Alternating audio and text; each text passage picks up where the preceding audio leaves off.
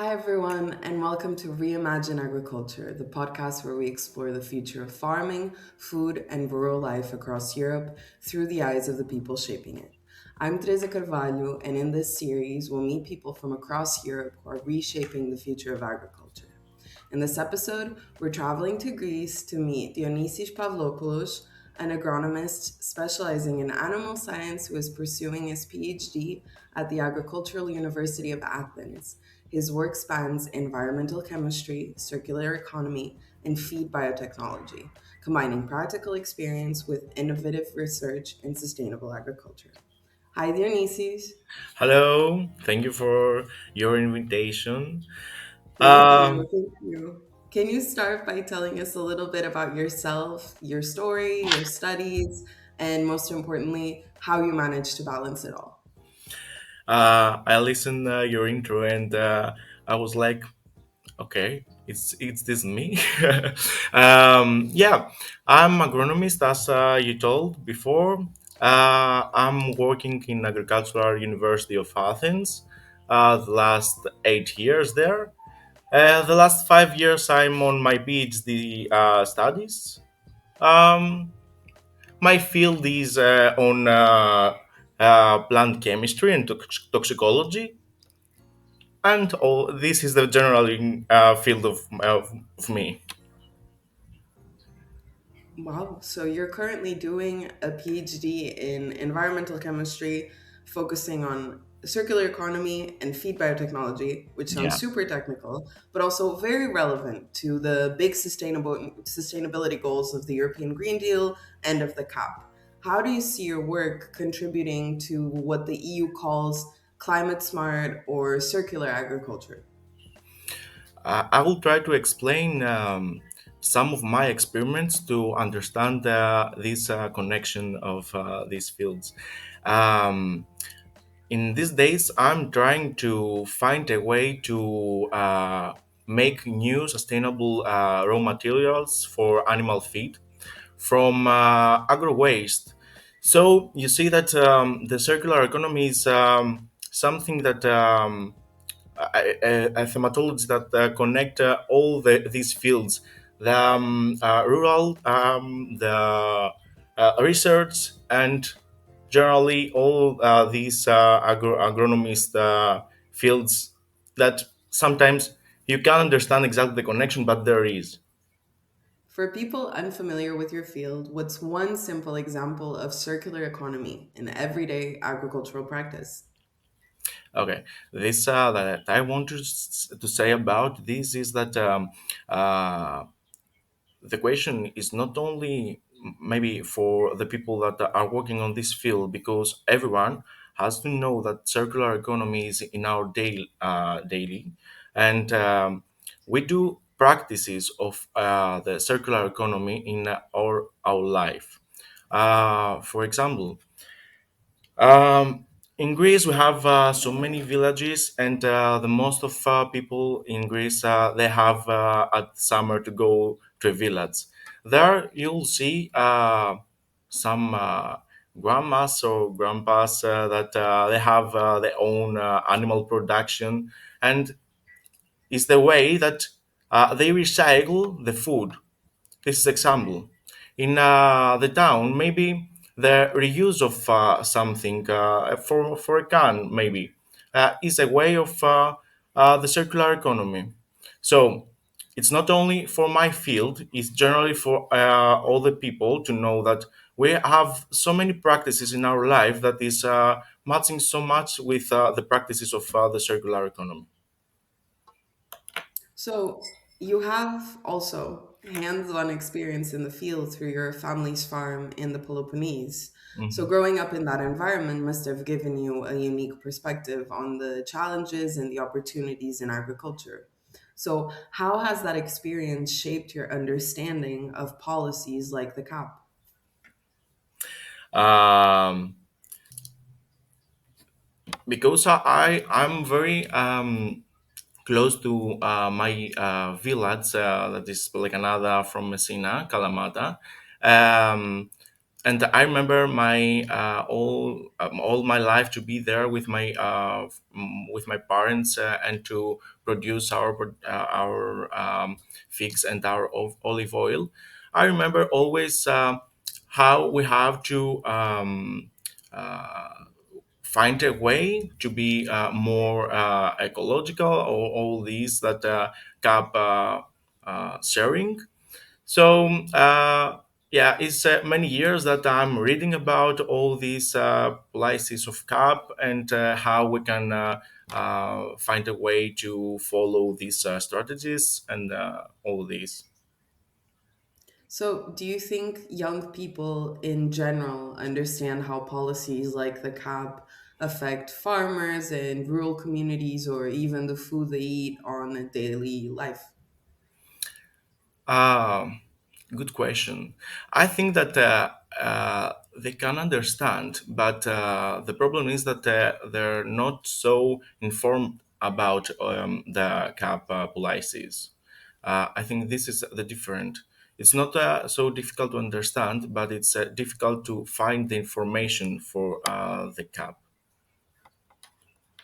So, thinking about how young people can be encouraged to stay in the field of agriculture, the CAP is meant to help. It's there to support them, and through supporting farmers, promoting innovation, and generational renewal. So, from your perspective, what changes would you like to see in Greece to make it a place where young people can be inspired to see agriculture as a future that's full of opportunity?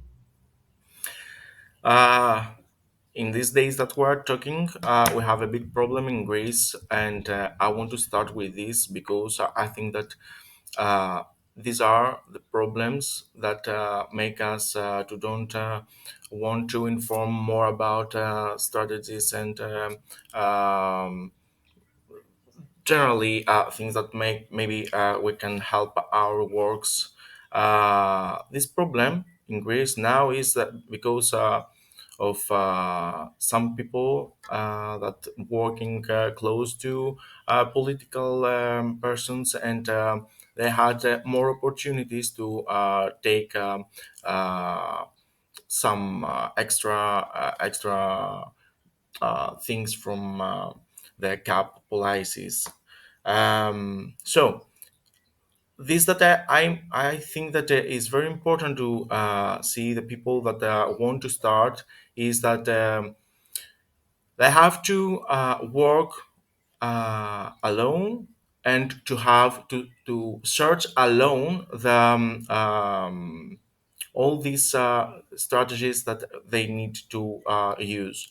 And the only weapon in this way is the collaborations and the cooperatives, maybe between all these young people. And when I say young, I don't mean exactly about the age. Young, generally for me, is the people that have the energy to start something and to work on this.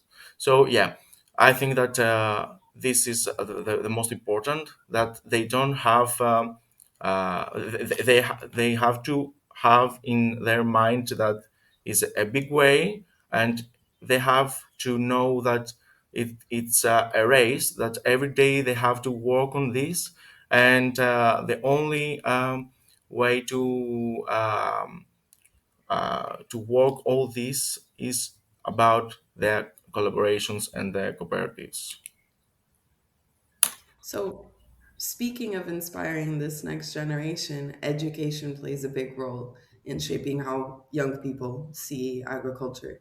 So, I'm wondering if you could redesign how agriculture is taught in schools or in universities in Greece, what would you change?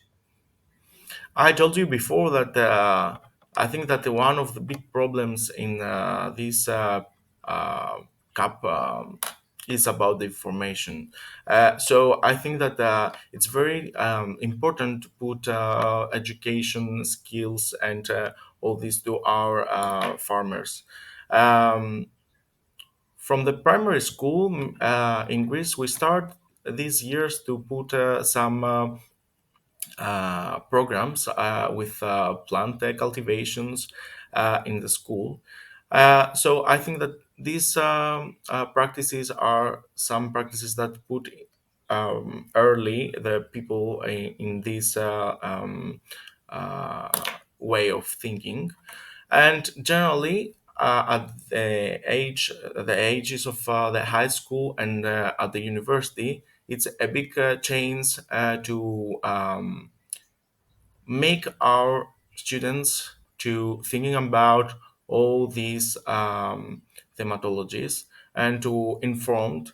And one very important for me thing, and is something that I learned from my university, is that sometimes it's more important to learn to someone how he can find the information. So yeah, okay, maybe a lesson about the cap practices is important, but more important is to find a way to um, share the way that is easy to find the information the next years, because it's just a lesson and it's all the life. So you have to work on the way that he can find the information.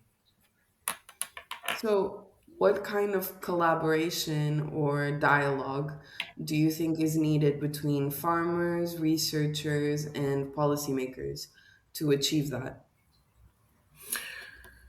I'm not sure about this because it's a big a big problem.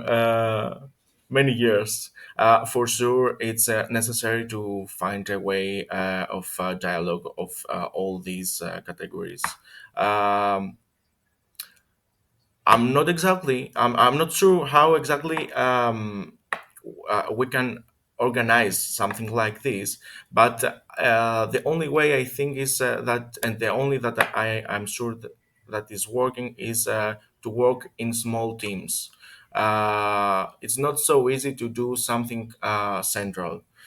You have to we have to organize more teams and to talk about problems and to share the knowledge and the information of its year and the productions and all this, and from the other side, from new researches, and to find way to solve the problems on teams.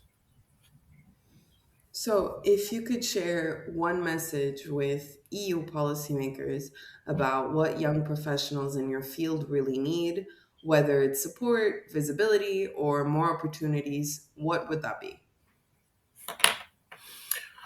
All of these are very important, but I think that the visibility of the rural communities is the most important. Uh, as I say in my country, I'm not sure about all the Europe, but in my country, I think that this is a problem. Uh, we don't know exactly how is a day in a village in for a farmer. So if I have this opportunity, this that I had to tell is that we have to support the farmers. The food is the way to live, so we have to support these producers of our food. And finally, looking to the future, what advice would you give to other young Greeks who are considering a path in farming or in agricultural research? It's a hard way. This is the thing that I have to tell for sure. But it's a very beautiful way to be close to people that are working on the nature, or to be these people.